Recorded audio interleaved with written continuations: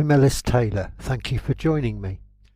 This is part one of an informal interview with filmmaker Chris Turner on my encounters with reptilians, as well as other subject matter, for his groundbreaking documentary, Don't Mention the Reptilians. Hope you enjoy it.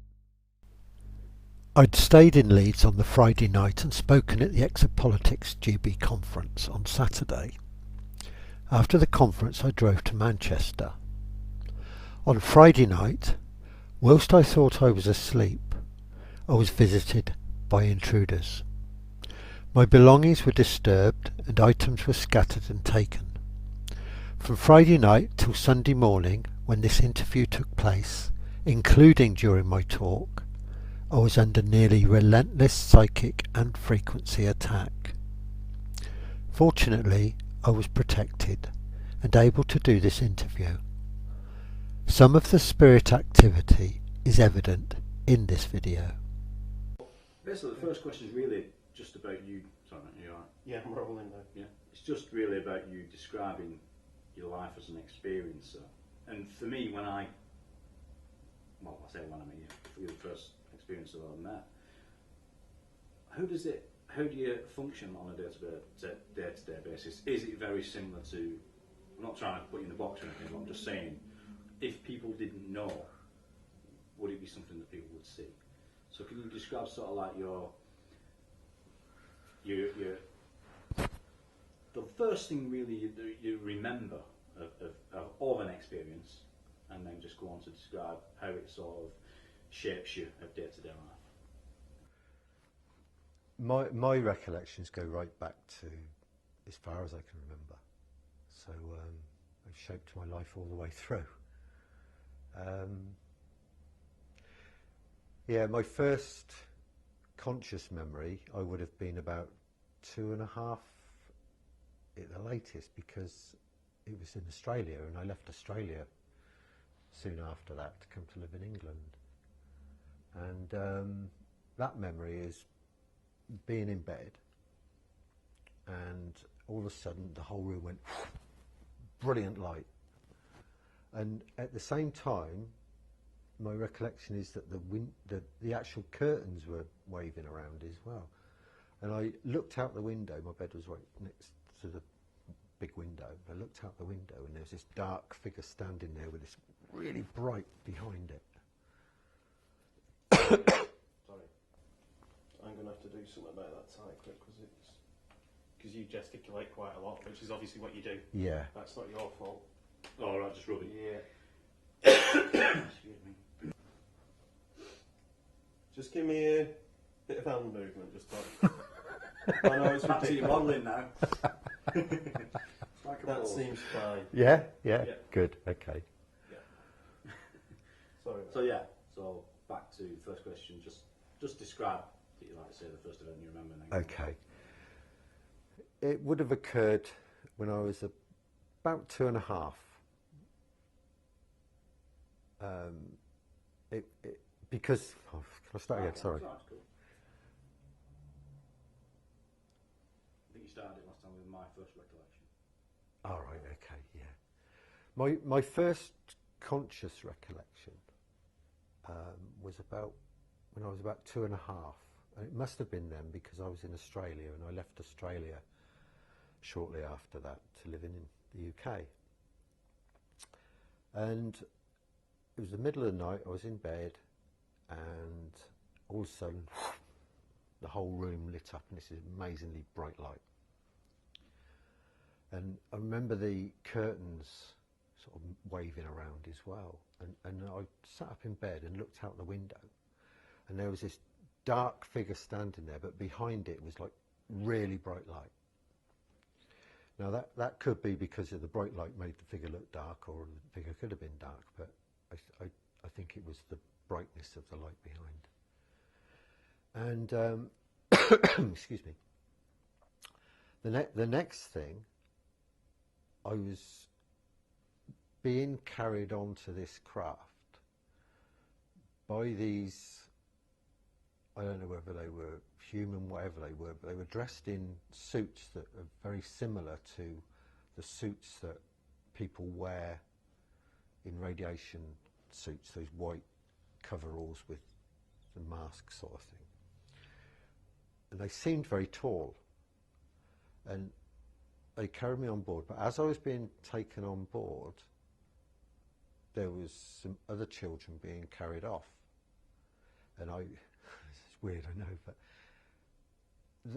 and the interior of the craft was very bright. And then the next thing I remember about that one is sitting on this kind of bench thing with these two guys dressed in exactly the same way. And they weren't talking to me. They seemed to be conversing with each other, but I didn't hear any voices. But they obviously communicating with each other. And as I sat there, and this is something that I've recalled sitting on this bench with these guys a few times in my life. But one of the times, whether it was that time or not, I can't remember, but they actually, two of these beings, whatever they were, walked in, and they had this old man in a dressing gown and slippers, and he was asleep, and they had him between them, and they were kind of pulling him along inside this craft. That's the earliest kind of recollection, consciously. Several others after that were things like ghosts and paranormal stuff that went on that I don't remember all the details, but we used to see things in churches. Where I grew up, a lot of my friends had the same kind of experiences. We all had paranormal experiences of our own, and sometimes when we were together. And it wasn't anything unusual, so we talked about it, and it was just part of life, so it never struck me as being like something that other people didn't experience. And yeah, we had things together happen and things alone. We talk about it to each other, and it was just something that happened. And then one very odd incident was when I was about 7, 8, it was about 1960, that sort of time. We were playing in the fields, and there was a group of us. I can't remember exactly how many there were, up to about 9 of us or something. And then all of a sudden there was a helicopter, and it was only 50, 100 yards away at the most. It was very close.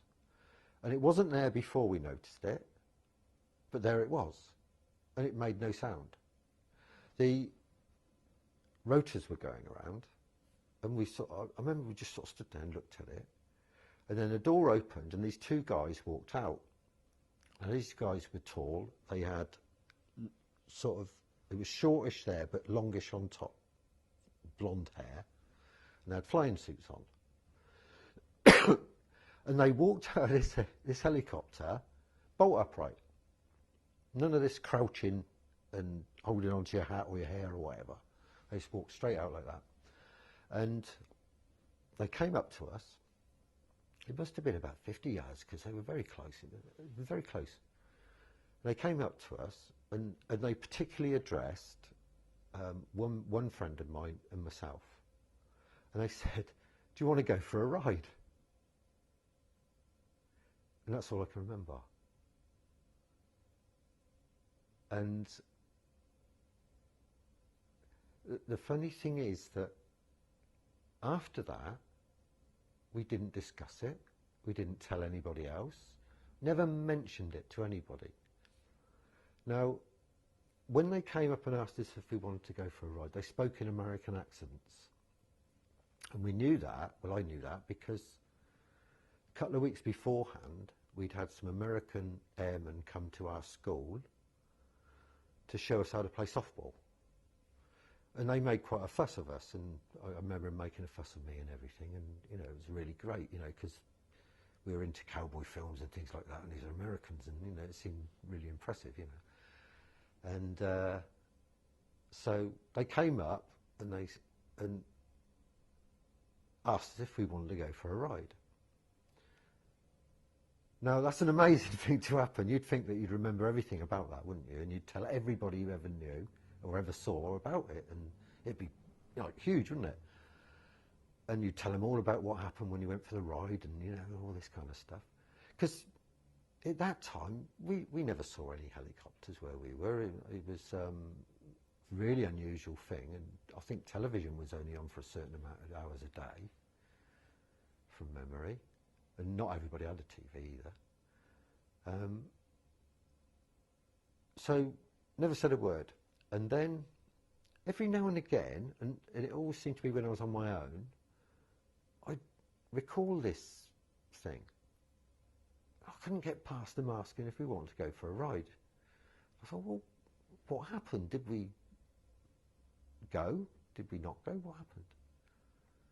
And then even though we'd stayed friends and close for quite a long time after that and saw each other now and again as well, even later, eventually you lose contact with your friends. You move away and they move away and all that kind of stuff.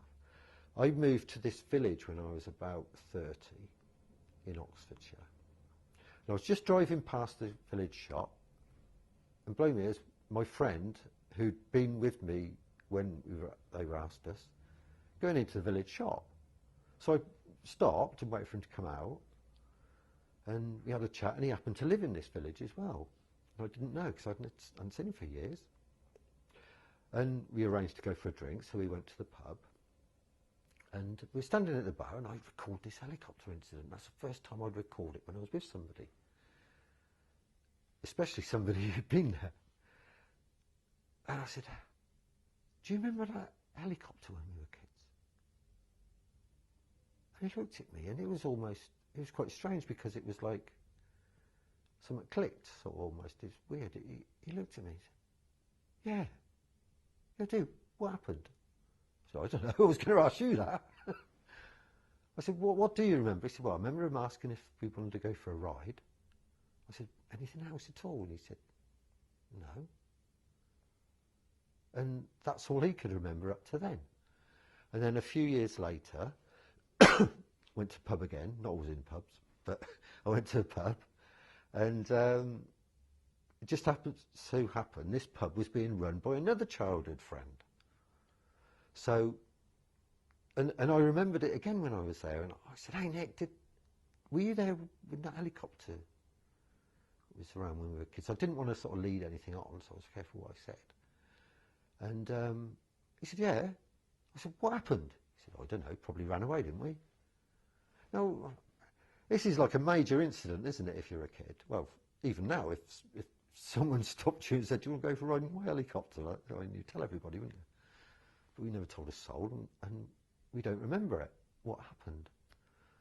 And it was just like a really amazing incident. And as I said, every now and again, I kept remembering this thing. And then I'd come across two childhood friends, one of whom I've had lots of other experiences with, by the way, the guy who I saw going into the shop. And that's when I got Mary. Well, Mary offered to regress me to go back to that incident. And what came out was that it was a craft and all that kind of stuff. You know, not a helicopter then. It was pretending to be a helicopter. But the funny thing is as well, you see, over the years, even though I didn't recall why I thought that, I used to say to people, that's nonsense, that when you get out of a helicopter you have to crouch and your air blows everywhere, you just walk straight out. I used to tell people that. I used to think that was the truth, but it wasn't. So that's what I thought. Yeah, weird.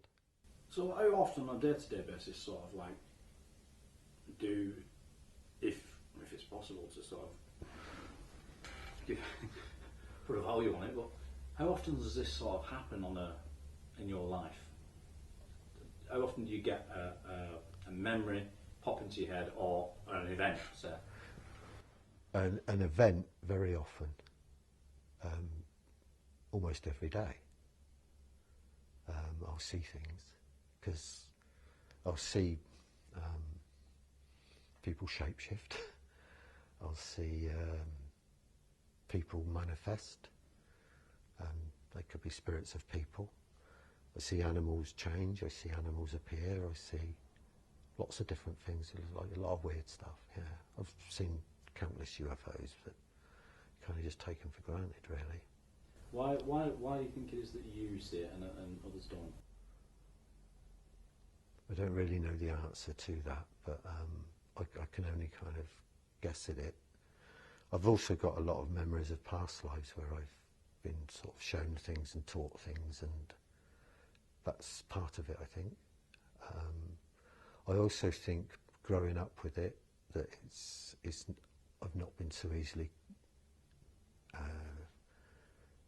conditioned to not see things, which I think a lot of our society does.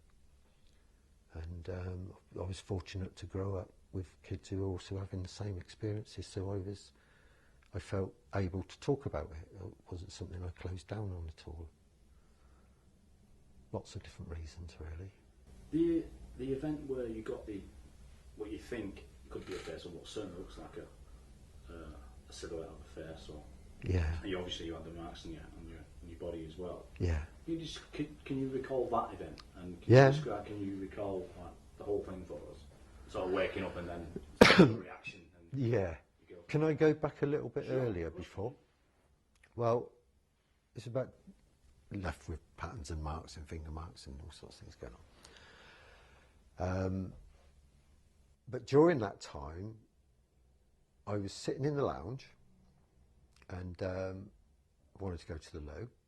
And to get from the lounge to the loo, you had to pass through the corner of the kitchen. There was a door here, and then you went through a door there. As I went through that door there, just going to go into that door there, there was a reptilian standing there. It was tall. I mean, I didn't have a tape measure on me or anything, but it was a lot taller than me. And it was crouched like that.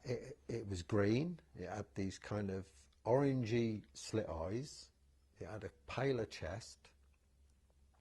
It had like ridges and scales. But the thing about it was that it looked at me, and what I felt was from him was, oh shit, it's in me. Right? It was more kind of worried that I'd seen it than having any kind of negative intent towards me or whatsoever. And I'm on the move, you see, when I see this, and I'm just going to step into the hallway to go to the loo. And as I saw it, I was in mid-flight, so I couldn't stop immediately, so I went like that, came back, and it had gone. But the whole room was not the room. It was standing in the corner of the room, where the corner of the room should have been, but the room wasn't there. It was another dimension I'd walked through another dimension. Yeah. So are you saying that, the dimensions obviously are there permanently? It's just when they're accessed, or when we access them. Yeah. Or they access ours, if you like. So has that happened? Did that? Have you seen the same being, and after that? Not that one, I don't think. This, for some reason, I felt this was a young one. What I've very often seen is people shapeshifting to reptilians and back again. One incident that I haven't told many people about was just about 3, maybe 4 years ago. I went to Australia, and I went through Heathrow, and almost everybody in this, well, not everybody, but lots of people at Heathrow were shape-shifting. There were reptilians walking around everywhere, right? Now, some of this can be you decoding something about their aura, but other times it can be you're decoding what is really there rather than what their emotions are projecting. And I've had that instance in Macquarie Shopping Centre in Sydney as well, where nearly everybody there is looking like is a reptilian, and full on, and they're much taller than they are as humans, and they're much bigger and much more powerful looking, and big tails and all the rest of it. Full on it is, and but anyway, this Heathrow thing, I got on the plane, and they swapped my seat for some reason. and I sat down in this other seat, and I noticed there was an Indian lady in the sari and everything sitting there, and she was looking at me intently like that. But her eyes were really lovely. She was really kind of, you could tell it was really loving whatever she was doing, you know, but she was doing something. I saw this guy in a seat in front of me just to look along. He rose up and turned into this huge reptilian, really aggressive. This air hostess came to me, and this don't happen, does it? She knelt down next to me, she put her hand on my knee, and she was going, "We're going to look after you. Everything will be all right." And then this Indian lady, I heard this voice in my mind, and it was definitely coming from her. And she said, "You are a golden child and very special. We are looking after you." And I thought, what's a golden child? I don't know. That's what she said.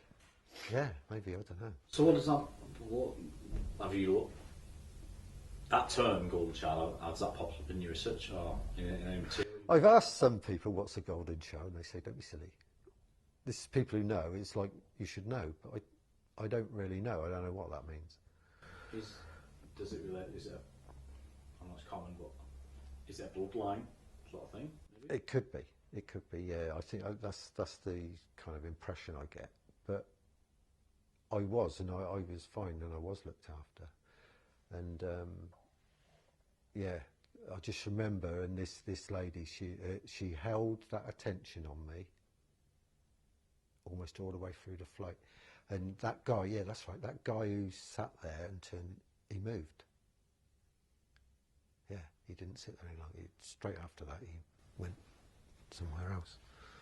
So do you think that's sort of a vibrational sort of thing that was going on there? Is he sort of, is the resonance sort of vibration around where he was sat uncomfortable for him maybe, or then? They made it uncomfortable for him, yeah. Right. I think the problem is that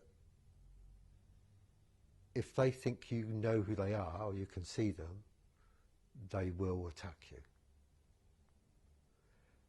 And they will keep an eye on you. And I think they realised that I'd seen them in the airport, and so therefore something was going to happen. And I was looked after, yeah. Yeah, it's brilliant. Well, quite relevant here, we were talking about emotions before. Mm-hmm. So from what I can tell about... Sorry, can I just pause it for a minute? Sure. I'm just going to swap the batteries on this. Sure. Can I just use the loo, do you Yeah. think? Sorry, can I just interrupt with... Let's see, we'll just get you back properly into this Yep, area. yep. He does a lot of symbology stuff and sort of... and I couldn't really relate to it, if I'm honest. I couldn't... It almost felt like... Okay. Can I just say as well, talking about reptilians still, they're not all bad. I'll give you one instance. I've spoken a couple of times at this conference in St Anne's in Lancashire called Probe International, and always something peculiar goes on there, right? Often on the way there as well, and often on the way back too. Now, when I left to go up there, I went with a friend, and I knew that I had two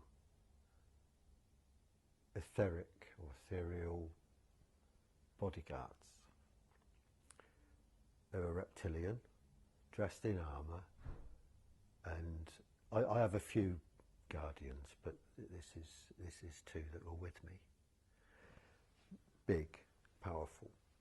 So I knew that they were going with me for some reason. They wouldn't have come for no reason. So anyway, I get to the conference, and this guy comes up to us and he said, "Oh, would you and your mate take part in this demonstration that I'm giving on the stage?" I said, "What is it?" He said, "Well, what it is transfiguration." Now, transfiguration is you look at people, but you I mean, I do it naturally anyway, but this is what he's telling people to do. You look at people and you look slightly out of focus to the side of them, and you can see them turn into something else. Okay. And he's doing this thing as a presentation. So he's got this huge white sheet or something up on the stage, and he's asked a few people to stand up on the stage in the audience, you know, to see if they can see anything with that person, or if they change into somebody. So I'm up on the stage, and people are calling out from the audience, I can see so-and-so, so-and-so, so-and-so. And this woman shouts out, that guy in the white shirt, which is very... that guy in the white shirt, he's got two huge reptilians each side of him. She'd seen him. Did you speak to her after that? Did you find out? No, she came up to me afterwards. She said, I just had to say I saw them. Who are they? And I just told her my bodyguards, you know. Well, actually, what you were saying, they're not all negative. I'm getting a lot of that, actually. Yeah. You know, I'm getting Yeah. a lot of that. So, Yeah. I mean, it's ignorance pretty much like anything. Yeah. It's almost racist, if you like. That's right. You know, to sort of label... A whole species is being that, yeah, exactly. So, and from what I can gather, from what I'm finding, there's various species anyway. So, Yeah. it makes absolute sense that would be the case. I don't know, Alex Collier could be convinced of that. Hopefully I'll find out and see what his take is on it. How do you, the numerology work that you do, has that helped in this sort of experience? It's come from it because it's shown me such a lot of how energy works and how consciousness works and how I don't believe our minds create our reality, because there's lots of other influences besides our minds, but they have a part in it. But our minds certainly do influence our behaviour, and if you can infect or influence somebody's mind, you can get them to do anything, can't you? So I've learned a lot through recognising that as being the case and applying it to the symbolism and all the rest of it that I get into, that actually forms what I call numerosymbology. And so you can see how the letters of the alphabet, which are symbols created to influence your mind, they're communication tools, and the same with the numeric system. How that constant repetition, which is hypnosis, which is getting your unconscious mind to behave in certain ways, how that actually makes you behave in certain ways and be interested in certain things and do certain things according to that prescription that those letters, the numeric symbols, are doing. So yeah, I've learnt through that. Do you feel you've got a mission? Yeah. I know potentially we all have, to a degree. We have, yeah, that's true. I do what I do, and that's really to kind of encourage people to